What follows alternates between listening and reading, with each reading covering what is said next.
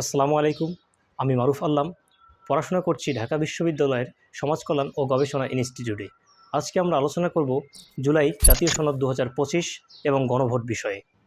সুদীর্ঘ গণতান্ত্রিক সংগ্রামের ধারাবাহিকতায় বাংলাদেশে ২০২৪ সালের জুলাই আগস্টে সংগঠিত ছাত্র শ্রমিক জনতার সফল গণঅভ্যুত্থানের পরিপ্রেক্ষিতে একটি গণতান্ত্রিক ও মানবিক রাষ্ট্র পুনর্গঠনের ঐতিহাসিক সুযোগ সৃষ্টি হয়েছে। রাষ্ট্রের সংবিধান, বিচার বিভাগ, নির্বাচন ব্যবস্থা, জনপ্রশাসন, পুলিশ প্রশাসন এবং দুর্নীতি দমন সংস্কারের লক্ষ্যে জুলাই জাতীয় সনদ ২০২৫ গৃহীত হয়েছে। জাতীয় ঐক্যমত্য কমিশন দেশের অধিকাংশ রাজনৈতিক দল এবং জোটের সঙ্গে আলোচনা করে ভবিষ্যৎ বাংলাদেশের রূপরেখা স্বরূপ জুলাই জাতীয় সনদ প্রণয়ন করে। আগামী ১২ই ফেব্রুয়ারি দেশে ত্রয়োদশ জাতীয় সংসদ নির্বাচন অনুষ্ঠিত হবে। একই দিনে গণভোটও অনুষ্ঠিত হবে।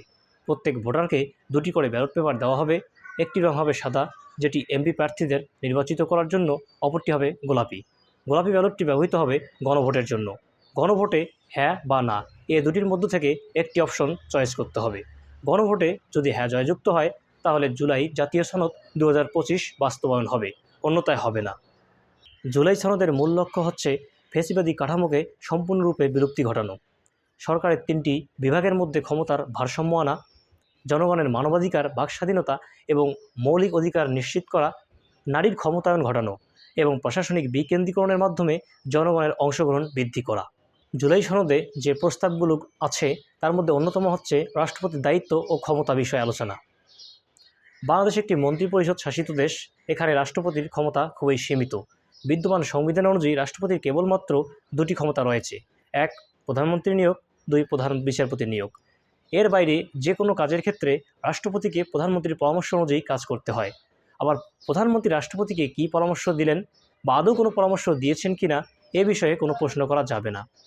জুলাই সনদে বলা হয়েছে রাষ্ট্রপতি দেশের তথ্য কমিশন, মানবাধিকার কমিশন, আইন commission, energy regulatory commission, Bangladesh press council এবং বাংলাদেশ ব্যাংকের গভর্নর নিজস্ব ক্ষমতা বলে নিয়োগ করতে পারবেন।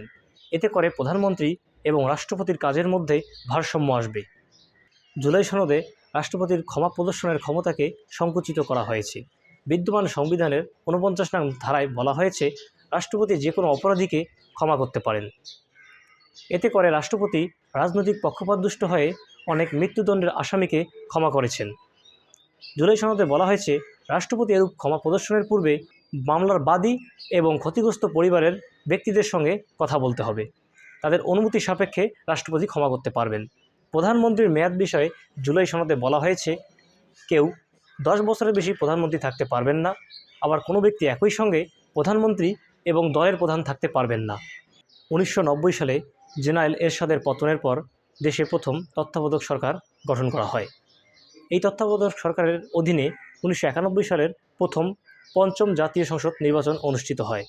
পরবর্তীতে ৯৬ সালে তত্ত্বাবধায়ক সরকারের অধীনে দ্বিতীয় জাতীয় সংসদ নির্বাচন অনুষ্ঠিত হয়, ২০০১-এ তৃতীয় এবং সর্বশেষ ২০০৯ সালে তত্ত্বাবধায়ক সরকারের অধীনে চতুর্থ জাতীয় সংসদ নির্বাচন অনুষ্ঠিত হয়। এরপর ২০১১ সালে সংবিধানের ১৫তম সংশোধনীর মাধ্যমে তত্ত্বাবধায়ক সরকারের বিলুপ্তি ঘটে। জুলাই সনদে বলা হয়েছে ৯০ দিন মেয়াদী একটি তত্ত্বাবধায়ক সরকার গঠন করা হবে। তবে তত্ত্বাবধায়ক সরকারের প্রধান উপদেষ্টা নিয়োগের ক্ষেত্রে প্রধানমন্ত্রী, বিরোধী দলীয় নেতা, স্পিকার, ডেপুটি স্পিকার এবং দ্বিতীয় বিরোধী দলীয় নেতা ভূমিকা রাখবেন।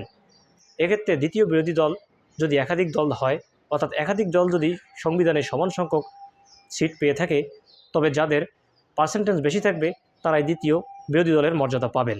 জুলাই সনদে বলা হয়েছে বাংলাদেশের আইনসভা হবে দ্বিকক্ষ বিশিষ্ট। নিম্নকক্ষের নাম জাতীয় সংসদ, উচ্চকক্ষের নাম হবে সিনেট।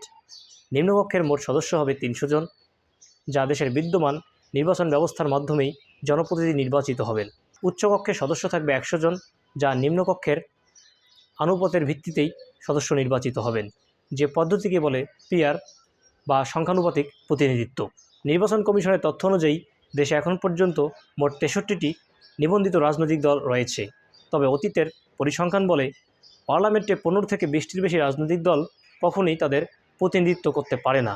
এক্ষেত্রে উচ্চকক্ষে পিআর হলে ছোট ছোট দলগুলো উচ্চকক্ষে তাদের প্রতিনিধিত্ব করতে পারবে। উচ্চকক্ষের মেয়াদ এবং নিম্নকক্ষের মেয়াদ উভয়ই ৫ বছর।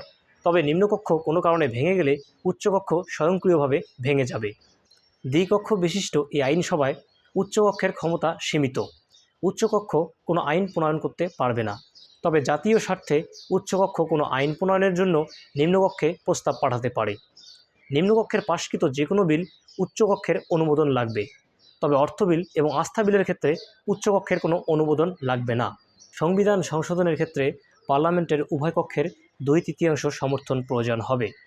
তবে সংবিধানের প্রস্তাবনা এবং গুরুত্বপূর্ণ কয়েকটি অনুচ্ছেদ পরিবর্তনের ক্ষেত্রে পুনরায় গণভোটের আয়োজন করতে হবে। এই অনুচ্ছেদগুলো হলো 8, 48, 56, 142 এবং প্রস্তাবিত 58। 8 নং অনুচ্ছেদে রাষ্ট্রীয় মূলনীতি ব্যাখ্যা করা হয়েছে। বর্তমান মূলনীতি 4টি: জাতীয়তাবাদ, সমাজতন্ত্র, গণতন্ত্র এবং ধর্মনিরপেক্ষতা। তবে জুলাই সনদ বাস্তবায়ন হলে এই মূলনীতি পরিবর্তন হবে। নতুন মূলনীতি হবে সাম্য, মানবিক মর্যাদা ও সামাজিক সুবিচার, গণতন্ত্র, ধর্মীয় স্বাধীনতা ও সম্প্রীতি। বর্তমান সংবিধান অনুযায়ী রাষ্ট্রপতি প্রধানমন্ত্রীর লিখিত প্রস্তাব অনুযায়ী জরুরি অবস্থা জারি করে থাকেন। জুলাই সনদ বাস্তবায়ন হলে জরুরি অবস্থা জারির ক্ষেত্রে মন্ত্রিসভার অনুমোদনের প্রয়োজন হবে। তবে মন্ত্রিসভার এই বৈঠকে বিরোধী দলীয় নেতা অথবা বিরোধী দলীয় উপনেতার উপস্থিতি নিশ্চিত করতে হবে। এছাড়াও জুলাই সনদ বাস্তবায়ন হলে নির্বাচন কমিশন, পিএসসি, সিএজি নিয়োগের ক্ষেত্রে সরকারি দল এবং বিরোধী দল উভয়ের ভূমিকা থাকবে। নারীদের প্রতিনিধিত্ব বৃদ্ধি পাবে, স্বাধীন বিচার ব্যবস্থা নিশ্চিত হবে এবং বিভাগীয় শহরে উচ্চ আদালত প্রতিষ্ঠা হবে। এই ছিল জুলাই সনদ বিষয়ের মৌলিক কিছু তথ্য। ভোট আপনার, তাই সিদ্ধান্ত আপনার। আপনি চাইলেই হ্যাঁ দিতে পারেন, চাইলেই না দিতে পারেন। তবে হ্যাঁ আর না যে কোনো একটি দেওয়ার আগে অবশ্যই জুলাই সনদটি একবার পড়বেন। আপনি আগামীতে কেমন বাংলাদেশ চান, এ দায়িত্ব আপনার, এ সিদ্ধান্ত আপনার। ভিডিওটি ভালো লাগলে অবশ্যই লাইক করবেন এবং আপনার মূল্যবান মতামত কমেন্টে জানাতে ভুলবেন না। কোনো অপ্রাসঙ্গিক তথ্য পেলে বা আমার কথার মাঝে কোনো ভুল থাকলে অবশ্যই কমেন্টে জানাবেন। ভিডিওটি ভালো লাগলে অবশ্যই শেয়ার করবেন। ধন্যবাদ সকলকে।